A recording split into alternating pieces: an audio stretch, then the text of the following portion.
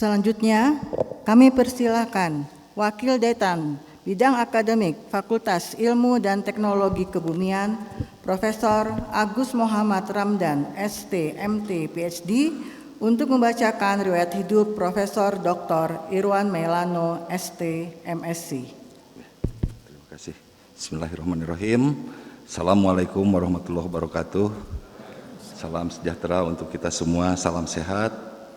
Merupakan suatu kehormatan untuk saya dapat duduk di sini dan membacakan biodata dari sahabat saya dan juga dekan kami, Bapak Profesor Irwan Maulana. Beliau lahir di Bandung pada tanggal 18 Mei tahun 1974 dan menyelesaikan pendidikan dasar di TK Angkasa di Lembang, kemudian Sekolah Dasar Negeri Babakan Tarogong 5 Bandung, SMP 3 Bandung, dan SMA 3 Bandung pada tahun 92. Kemudian beliau menyelesaikan pendidikan tingginya pada tahun 1997, lulus dari program Sarjana Teknik Geodesi, waktu itu masih di Fakultas Teknik Sipil dan Perencanaan ITB. Kemudian beliau melanjutkan master dan PhD-nya di Jepang. Beliau berhasil mendapatkan Master of Science pada tahun 2003 dari Nagoya University, Earth and Environmental Sciences. Kemudian dari universitas yang sama pada tahun 2006 beliau mendapatkan gelar doktor, sama juga dari Earth and Environmental Sciences. Bersama dengan istri beliau, Ibu Hani Rohani, yang juga merupakan alumni dari ITB Fisika Angkatan 94, beliau dikaruniai satu orang putri, yaitu Hasna Rasya Zafira, sekarang sedang menempuh pendidikan S1 di Okayama University. Kemudian dikaruniai seorang putra yang bernama Irham Alifa Muhammad, lulusan dari ITB juga, jadi keluarga besar ITB ini rupanya Pak Profesor Irwan Maulana ini, dari SBM pada tahun 2017, dan sekarang sedang melanjutkan pendidikan magister di Brunel University di UK. Berikut adalah riwayat jabatan beliau selama mengabdi di ITB. Pada tahun 2010-2011, beliau adalah koordinator di FITB dalam bidang pembinaan kemahasiswaan tingkat fakultas FITB. Kemudian dari tahun 2011 sampai dengan 2018, koordinator penelitian pendidikan, Graduate Research on Earthquake and Active Tectonics, AIFDR USAID, ITB, kerjasama dengan Australian National University, NU. Kemudian dari tahun 2011 sampai dengan 2015, beliau adalah Sekretaris PPMB ITB, Pusat Penelitian Mitigasi Bencana ITB.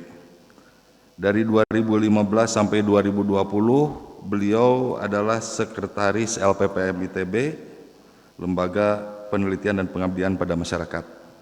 Kemudian dari tahun 2020 sampai sekarang, beliau adalah Dekan di Fakultas Ilmu dan Teknologi Kebumian.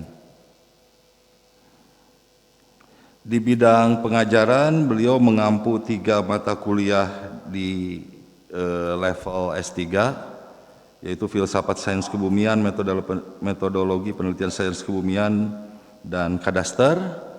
Kemudian mengampu 3 mata kuliah S2, Sistem Kebencanaan, Sistem Lahan, dan Sistem Mitigasi. Kemudian mengampu 5 mata kuliah S1, Deformasi HP, Geospasial, JNS, pengenalan perpetaan, pengenalan sistem spasial.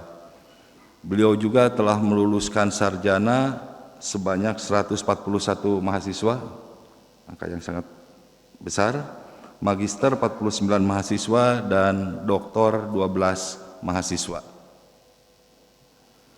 Beliau juga merupakan salah satu peneliti yang sangat prolifik di ITB. Beliau telah mempublikasikan penelitiannya pada jurnal internasional bereputasi sebanyak 159 publikasi internasional yang terindeks Scopus dengan sitasi sebanyak 1.657 dengan H-index 23, sangat prolifik sekali. Kemudian beliau juga merupakan peneliti utama program penelitian kompetitif, mendapatkan 20 dana penelitian kompetitif yang berasal dari Dikti, ITB, LPDP, dan lain-lain. Beliau juga telah menerbitkan 5 buku referensi yang memiliki ISBN. Beliau juga memiliki 3 karya yang didaftarkan sebagai hak cipta, yaitu terkait multi-hazard event-based risk assessment, peta tingkat bahaya segmen-segmen sumber gempa besar, dan GPS viewer. Jadi all around sebagai seorang peneliti. Beliau telah mendapatkan beberapa penghargaan selama berkarir sebagai akademisi. Pada tahun 2003 beliau mendapatkan penghargaan sebagai Best Student Presenters dari Geodetic Society of Japan Fall Meeting. Kemudian pada tahun 2012 beliau mendapatkan penghargaan kontribusi pada pengetahuan geofisika dari Himpunan Ahli Geofisika Indonesia. Pada tahun 2014 mendapatkan penghargaan pengembangan ilmu geodesi dari Ikatan Surveyor Indonesia (ISI). Pada tahun 2016 beliau mendapatkan penghargaan bidang penelitian dari Institut Teknologi Bandung, dan ini yang baru-baru ini pada tahun 2023 beliau mendapatkan penghargaan Indonesian Geospatial Award yang inspirational dari HXGN Indonesia. Dan ini adalah hobi beliau. Beliau seorang pelari dan naik sepeda, saya rasa long running dan long riding. Kemudian beliau juga senang melakukan family traveling, dan yang terakhir saya tahu beliau suka tahu. Jadi semua yang terkait tahu beliau suka, bakso tahu, batagor, kupat tahu, tahu Sumedang, tahu gejrot, dan segala jenis tahu yang tidak dapat saya sebutkan satu persatu di sini.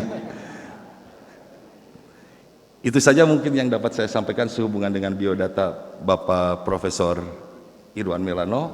Terima kasih. Assalamualaikum warahmatullahi wabarakatuh.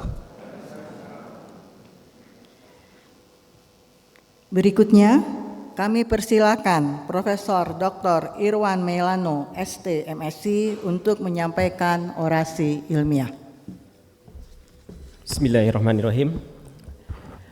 Yang terhormat Ketua Majelis Wali Amanat ITB atau yang mewakili, yang kami hormati Ketua Senat Akademik ITB dan seluruh anggota Senat Akademik, Rektor ITB atau yang mewakili, Ketua, Sekretaris, dan anggota Forum Guru Besar ITB, para dekan, para Ketua Senat Fakultas atau yang mewakili, Bapak Ibu tamu undangan yang hadir di Aula Barat dan tamu undangan yang hadir secara daring.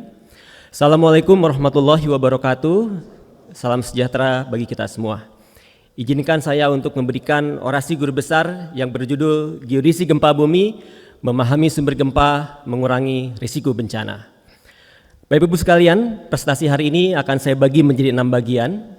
Pertama, saya akan bercerita mengenai kerugian akibat bencana dan apa yang sudah dilakukan oleh para peneliti sampai saat ini. Dan yang kedua adalah menjawab pertanyaan dari banyak rekan, kenapa geodesi ngurusin gempa. Kemudian bagian yang ketiga membahas bagaimana informasi laju regangan bisa digunakan untuk mendefinisikan sumber gempa. Dan bagian keempat dan kelima ini mengenai aplikasi, mengenai contoh riset yang kami lakukan. Dan terakhir kami membangun penelitian kolaborasi multidisiplin untuk pengurangan risiko bencana. Izinkan saya untuk memulai bagian yang ke awal. Di bagian awal ini kami akan mengambil dari 2 referensi yang kami buat. Yang paling kiri adalah publikasi yang dibuat tahun 2004, yang kalau dibaca lagi saya pun malu sendiri. Publikasi ini cukup viral di zamannya karena membuktikan ada yang salah. Jadi ini contoh publikasi yang sebetulnya ada yang benar, tapi justru banyak yang sitasi. Kemudian yang kedua adalah buku yang kami bangun bersama tim. Di dalam buku yang di sebelah kanan tadi Bapak Ibu sempat lihat sebentar, kami mengumpulkan seluruh data dan membuktikan bahwa Indonesia mengalami kerugian yang sangat signifikan akibat bencana. Dan yang paling kiri adalah gempa bumi, Bapak Ibu sekalian. Ini adalah annual average losses, jadi kerugian rata-rata setiap tahun. Jadi setiap tahun negara kita harus mengalami kerugian paling tidak 6 triliun akibat gempa bumi. Sementara ada gambar kecil di sebelah kanan adalah jumlah korban jiwa. Jadi kemudian kita bisa melihat sebagai fungsi waktu jumlah korban tidak kita harapkan tetapi terus bertambah. Bapak Ibu sekalian, pada saat kami ke lapangan, kami sering mendapatkan pertanyaan dari para pengambil kebijakan ataupun dari masyarakat ketika mengetahui kami dari ITB dan bidangnya gempa bumi. Pertanyaannya adalah, Bapak bisa prediksi gempa atau tidak? Maka harapannya iya. Kami sangat berharap bisa memprediksi gempa seperti layaknya memprediksi cuaca. Jadi misalnya ini cuaca di Bandung. Tadi pagi hujan, nanti siang itu akan berawan, sore akan hujan lagi. Mungkin berharap suatu saat kami akan mengatakan besok pagi itu akan gempa magnitudo 3,5 di Bogor. Kalau Bandung 2,5 aja. Kalau Bekasi 0,5. Tapi sayang itu belum bisa Bapak Ibu sekalian. Sayang sekali pengetahuan gempa bumi belum bisa melakukan hal itu semua. Saat ini prediksi gempa tidak atau belum dapat bisa dilakukan. Dan untuk itu maka pada tahun 2003 Bapak Ibu sekalian ketika kami mengawali studi S3 di Jepang, ada sebuah gempa besar bulan Desember, saya masih ingat musim dingin di Jepang, ada sebuah gempa di Tokachi di bagian utara Jepang. Dan kemudian di Jepang mereka memiliki satu artikel kecil, mereka meyakini bahwa sebelum gempa magnitudo 8 akan ada satu anomali, akan ada satu perubahan. Dan ini penting sekali, mereka meyakini akan ada satu anomali sebelum gempa. Dan mereka punya jaringan pengamatan yang sangat besar. Dan kemudian gempa terjadi, kemudian dosen saya menantang, Pak Prof. Kimata menantang, Irwan Sang, coba kamu buktikan bahwa anomali itu ada. Kalau itu ada, kamu bakal beken. Dan kemudian saya begadang bermalam-malam membuktikan dan terbitlah paper tadi yang membuktikan tidak ada. Tidak ada apa-apa, tidak ada anomali. Begadang bermalam-malam meninggalkan anak istri, tidak ditemukan anomali. Tapi paling tidak, jadi Bapak Ibu, saya menemukan banyak anomali, tapi sesudah gempa, apa artinya? Kami tidak menemukan ada bukti deformasi sesaat sebelum gempa, dan itu merevisi beberapa kebijakan Jepang di sana. Jadi paper salah pun ternyata ada manfaatnya. Dan 20 tahun sesudah paper yang kami anggap capek, malu, tapi viral, kami terus melakukan riset dan akhirnya kami menemukan jawaban. Ternyata belum bisa prediksi, tapi ada 3 hal yang kami bisa. Apa itu? Yang pertama, kami bisa mengkuantifikasi potensi dan laju kejadian gempa jangka panjang. Kita sebut sebagai long term expected rate. Paling tidak expected rate-nya sudah ketahuan. Dan juga yang kedua, cek juga yang kedua. Ini bersama rekan-rekan dari BMKG, kita bisa mengestimasi cepat magnitudo untuk peringatan dini gempa bumi. Bahkan sekarang tidak hanya magnitudo, mekanisme vokal bisa diestimasi. Dan yang ketiga, ini bersama dengan senior di Pusgen, kita bisa mengestimasi percepatan goncangan gempa di masa depan dalam konteks probabilistic seismic hazard analysis menjadi masukan dalam perhitungan risiko gempa. Jadi ada harapan Bapak Ibu sekalian. Nah 20 tahun kami bekerja sampai sekarang dan ini publikasi yang diterbitkan dengan rekan dari BIG yang sekarang dari BRIN, Pak Susilo, kami menggambarkan bagaimana pola deformasi di Indonesia di paper yang sebelah kiri dan kami bikin buku juga. gempa bumi di Indonesia.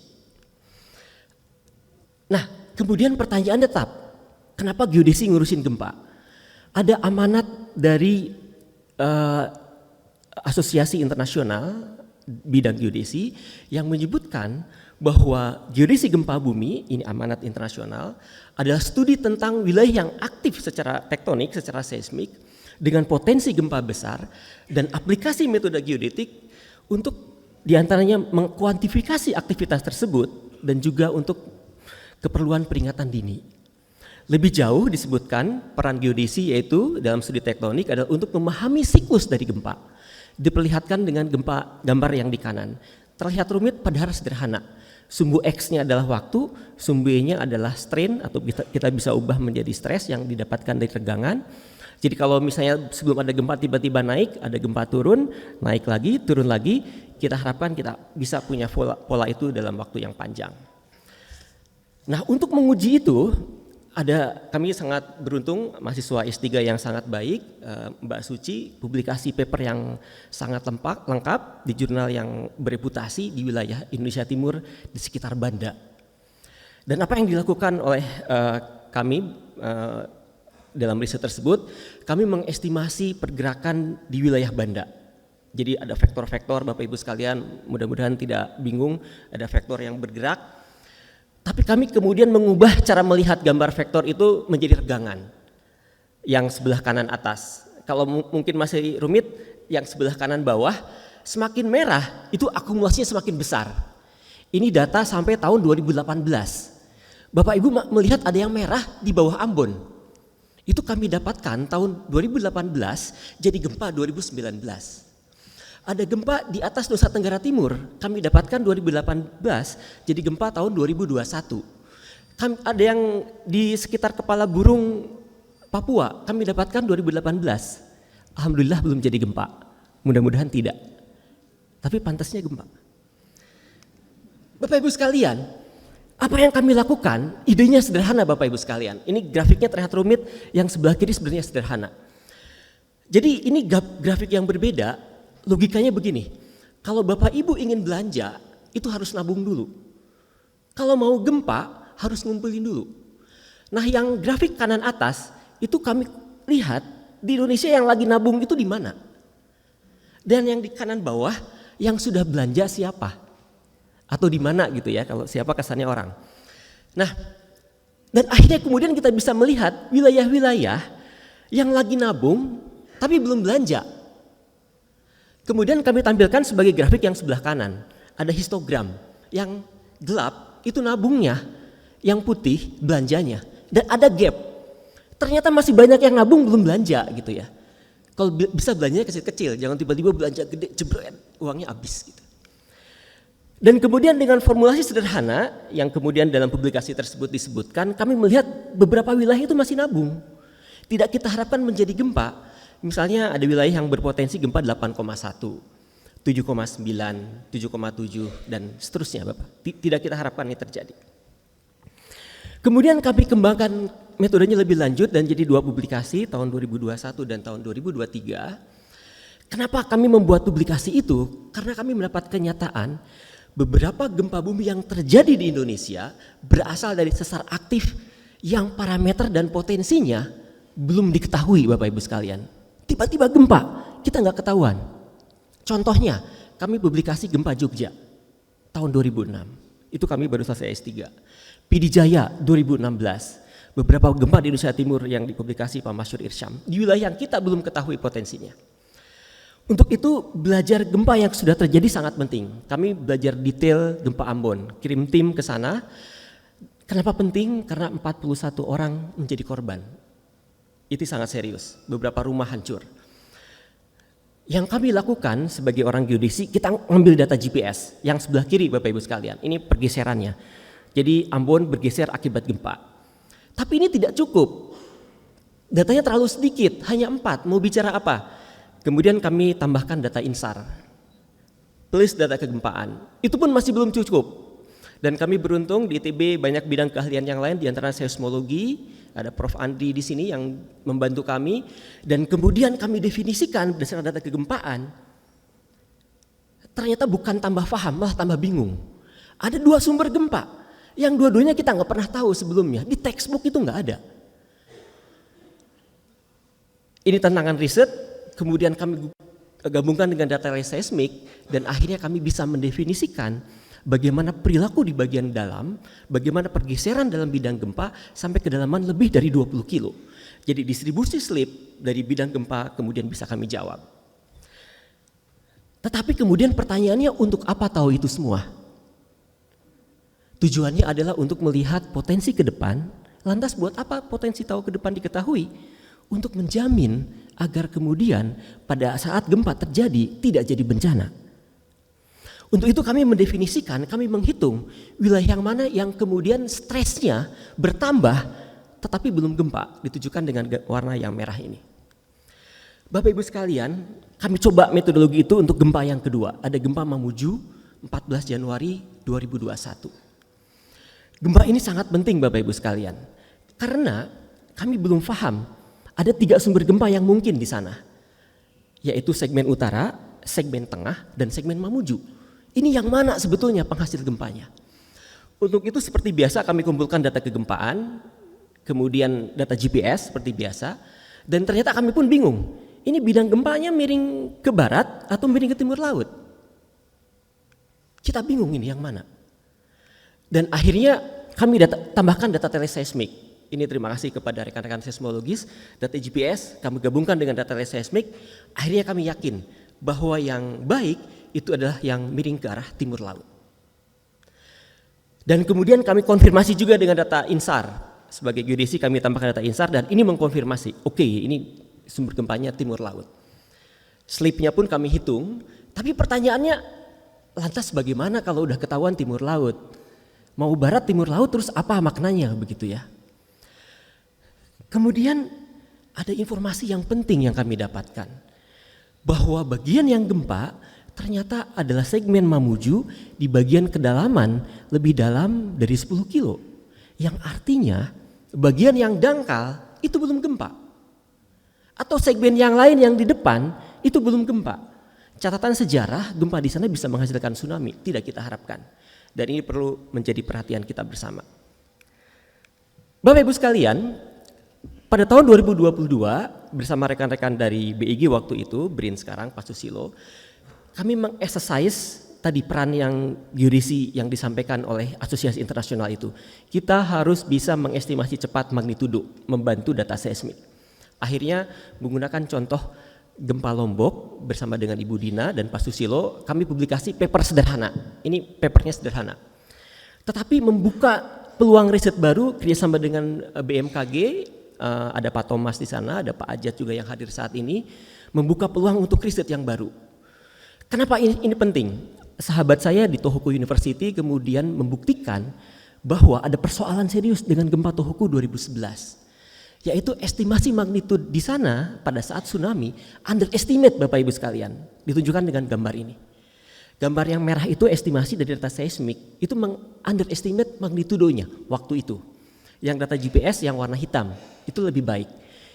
Kami tertantang, kita harus coba nih di Indonesia, bisa atau enggak gitu ya. Dan kebetulan ada mahasiswa yang luar biasa dari BMKG, kami estimasi, ini contoh paper kami untuk Lombok, ternyata bisa nih kira-kira gitu ya untuk Lombok. Mari kita coba untuk gempa yang lain gitu ya. Berharapannya bahwa GPS, geodetik ini menjadi komplementari dari sistem yang ada. Jadi bukan yang utama tetap seismik, kita hanya jadi komplementarinya. Kita coba, ini risetnya Pak Thomas, kita coba untuk gempa Palu, berhasil, kelihatan signalnya. Kita hitung magnitudonya, bisa. Kemudian seberapa cepat hitungannya?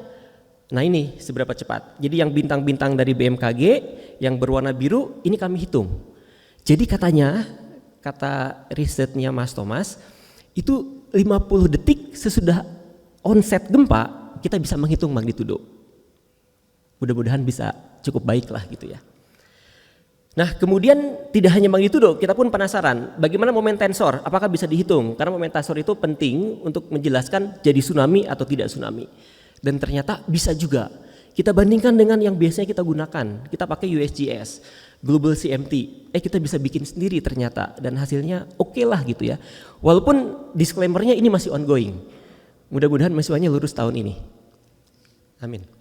Nah, kemudian dalam 2 tahun terakhir, 3 tahun terakhir, kami bergabung dengan riset kolaborasi multidisiplin. Riset pengurangan risiko bencana gempa bumi, ini adalah riset yang melibatkan 5 fakultas di ITB dan juga didanai oleh LPDP dan disupport oleh Kementerian Keuangan. Hadir Pak Direktur, Pak Encep, terima kasih Pak untuk supportnya bagi kami. Riset ini menjadi sangat penting karena kemudian kami yang di sumber itu tidak hanya bicara sumber gempa. Kami berharap manfaatnya jadi banyak. Dan agar manfaatnya banyak itu harus banyak teman, harus ngajak kolaborasi. Jadi 5 fakultas terlibat dalam riset ini. Dan jadi tidak hanya bagian bahayanya, tidak hanya bagian gempa di sebelah kiri, tapi juga kami masuk ke aspek exposure, keterpaparan, kerentanan. Kita hitung dampak, kita hitung risiko juga di sini. Ada Ibu Duma yang pakar mengenai menghitung risiko yang juga menjadi bagian tim riset ini. Bapak Ibu sekalian, jadi kami kemudian mengembangkan bidang riset tidak hanya gempa.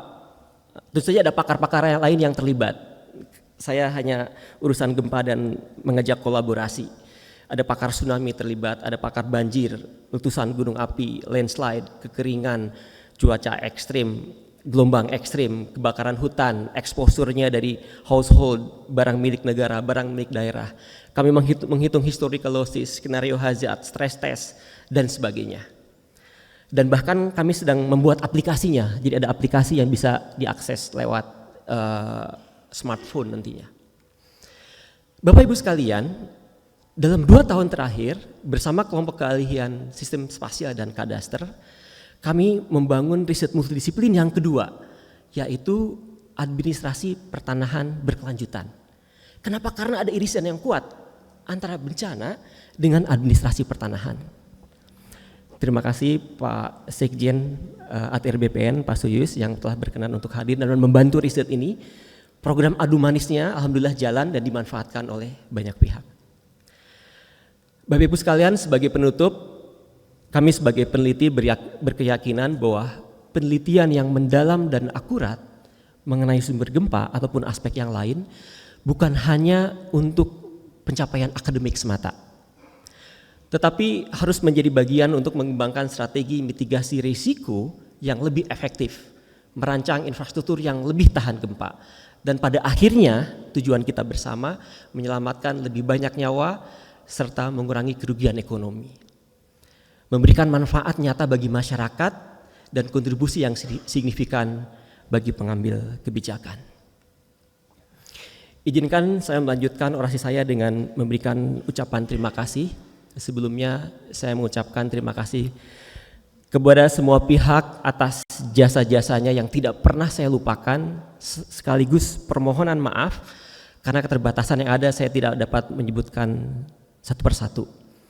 Terima kasih pada instansi dan lembaga yang telah membantu penelitian ini, kepada ATR BPN, terima kasih Pak Sekjen, Kemenq, terima kasih Pak Direktur, PUPR, Pak Lutfi, KKP, BMKG, terima kasih Pak Kapus, kepada BIG, kepada BRIN, terima kasih, kepada Badan Geologi, Pak Kapus, terima kasih untuk hadir, BNPB, MTCRC, Hansen Park, thank you for your kind support.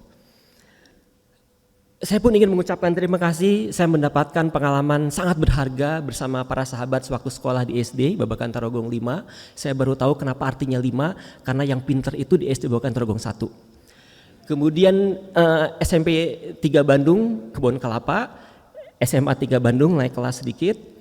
Kemudian Barudak Street, hadir di sini ada Uki, Gobam, Ahim, Jai, Oyo, anak-anak kucel itu anak ITB semua sekarang. Selama menjadi mahasiswa saya mendapatkan pembelajaran kehidupan melalui dialektika pemikiran bersama sahabat di Kokesma ITB, UBT, Pak Salman dan juga IMG ITB terutama IMG 92, ada Agustan, ada Ivi yang hadir. Karena takdir Allah saya menjadi mahasiswa tingkat 3, saya bertemu dengan Pak Prof Hasan, terima kasih Pak Prof Hasan dan Pak Piping, dilanjutkan menjadi asisten perkuliahan Pak Hasan, kemudian mahasiswa bimbingan Pak Hasan kemudian dan Pak Piping membawa saya ke dalam bidang ini sampai sekarang. Tahun 96 saat jadi mahasiswa saya disuruh ngukur-ngukur membantu orang Jepang yang ternyata menjadi takdir saya menjadi dosen pembimbing saya S2 dan S3, Pak Prof. Kimata, sayang beliau berhalangan untuk hadir. Semoga Allah membalas kebaikan, ketulusan, keteladanan dan kepercayaan Pak Prof. Kimata dan Pak Prof. VGI serta para pemberi rekomendasi dari Jepang yang lainnya, Pak Sagia dan Pak Prof. Heki. Sahabat di Jepang yang menjadi teman survei, angkat-angkat rambu, angkat-angkat alat, angkat-angkat aki, ngongseng, hadaka onseng bersama. Ada Otah-sang dari Tohoku University, Ito-sang jadi dosen di tempat saya Nagoya University, Murase-sang jadi dosen di Nihon University, Agustan di BRIN, Dudeng dan Endra di ITB. Terima kasih juga para alumni Nagoya Gumi, PPI dan KMI Nagoya yang telah menjadi keluarga di perantauan, Pak Supri di SPS, Pak Gun, Mas Anto, Kang Budi Gifu, Pak Bambang Staji dan Teh Rina, Kang Aswaan dan Uwatomi. Sepulang dari studi, saya dipertemukan dengan guru-guru hebat yang kemudian menjadi keluarga. Ada Pak Prof. Masyur, Pak Ilik, Pak Dani. Kami bersama menjadi tim nasional pembaruan peta gempa Indonesia. Ada Pak Rifak, Pak Lutfi dan Pak Arif almarhum dari PUPR, Pak Wahyu. Kami dikenal sebagai tim 9. Kemudian bersama Pak Pil Kamins, IDNU dan rekan ITB, ada Pak Andri, Pak Nanang, Pak Mino, Pak Heri Haryono membangun Graduate Research on Earthquakes and Active Tectonics yang kemudian menjadi PUI Gempa bersama keluarga GRID, ada Pak Azul, Ibu Rian, Mas David, Mbak Rahma, Ajeng dan Pera. Kami membangun rumah pembelajar gempa bumi dan risiko bencana. Para mahasiswa bimbingan alumni GRID menjadi periset yang tangguh, kami sangat bangga dengan itu, yang tersebar di berbagai instansi dan menjadi kolaborator riset sampai saat ini. Jadi banyak publikasi saya karena para kolaborator tersebut. Ada Rino di NTU, ada Pak Cecep jadi dosen di UGM, Mas Putra di dosen di ITS, Mas Henry dosen di ITERNAS, Pak Garup jadi dosen di Polines, ada Hasbi jadi peneliti di Universitas Brigham, Pepen di BMKG dan di Cambridge, Susilo dan juga Mbak Estu di BRIN, Suci Fija, Rio Intan, Wulan, Ajeng, Pera. Dan di tengah kesibukan saya bertemu dengan para sahabat sehat, AWU Runners, ITB 92 Runner, Saboga Runner, dan GBV tentu saja yang mengisi hari-hari dengan low heart rate. Terima kasih pada PPMB, Pak Iswandi, Pak Krisna, Ibu Ninin, Ibu Arya, Bu Harkunti, Bandung Mitigasi Hub, Kang Bayu, tim PPM 2015, Pak Rizal, Pak Budi, almarhum Pak Dudi. Kemudian Pak Joko, Pak Nyoman, Pak Delik. Terima kasih kepada FGB atas bantuan dan persetujuannya dalam pengusulan profesor saya. Terima kasih untuk para guru besar pemberi rekomendasi, Pak Ketut, Ibu Mega, dan Pak Wahyu Sri Gutomo. Terima kasih pada Ibu Rektor, para pimpinan ITB, Dekanat, Mang Agus, Ibu Muti, pimpinan Senat FITB, Pak Deni, Pak Prof. Edi, para Kaprodi, para Kabag, dosen-dosen kelompok keahlian sistem spasial dan kadastra, Ibu Ning hari ini hadir, Pak Rizky, Bu Afita, Bu Sela, Bu Ratri, Bu Nabila, dosen kakak geodesi, Pak Yunil, Pak Wedi, Ibu Dina, Pak Mipi, Pak Jam-Jam, Pak Irwan Gumilar, Bu Vera, Pak Heri Andreas, Pak Tuguh, Pak Dota, dan Pak Brian, para Kaprodi dan juga Pak Armi yang hadir hari ini, tim riset LPDP, Ibu Duma, Pak Eeng, Pak Krisna, Pak Rusmawan, Pak Rais, Pak Farid, dan Mas Roy. Dan terima kasih yang tidak mungkin disampaikan hanya dengan kata-kata untuk keluarga besar, Kang AA, Kang II, Kang UU, Teh Noi, Teh Irma, Acecep, Ipan, Ira, Teh Ien, berserta pasangannya, dan juga Oma Ine, hatur nuhun, telah menjadi pelindung dan pendorong bagi kemajuan saya. Terima kasih juga untuk keluarga Bandung, keluarga Majalaya, dan keluarga Ciamis. Untuk almarhum Bapak Ibu mertua, serta almarhum Ibu yang mengajarkan keberanian dan keteguhan langkah, dan almarhum Bapak yang sampai akhir hayatnya karena Alzheimer selalu mengajarkan kesabaran dan keramahan. Serta anak-anak tersayang yang waktu berharga di masa kecilnya tersita karena bapaknya sibuk melakukan penelitian atau survei di lapangan. Demikian juga istri tercinta yang selalu setia mendampingi di saat sulit dan sangat sulit dengan penuh kesetiaan, kesabaran. Pencapaian ini untuk kalian semua. Dan izinkan saya untuk membacakan kode etik guru besar. Dalam mengemban amanah guru besar Institut Teknologi Bandung, saya akan menjaga kehormatan guru besar dengan selalu meningkatkan kompetensi keilmuan, membangun lingkungan masyarakat keilmuan saya, serta memberikan keteladanan dan manfaat atas keberadaan saya. Untuk itu, saya akan selalu memegang teguh janji dan ucapan saya mempertahankan integritas dengan menjaga kejujuran, kepercayaan, kebijaksanaan, keadilan, saling menghormati, bertanggung jawab, dan menjaga nilai-nilai ITB dan masyarakat. Semoga Allah Subhanahu wa Ta'ala, Tuhan Yang Maha Esa, selalu memberikan petunjuk dan lingkungan kepada saya. Bandung, 16 Maret 2024, Profesor Irwan Meilano. Wassalamualaikum warahmatullahi wabarakatuh.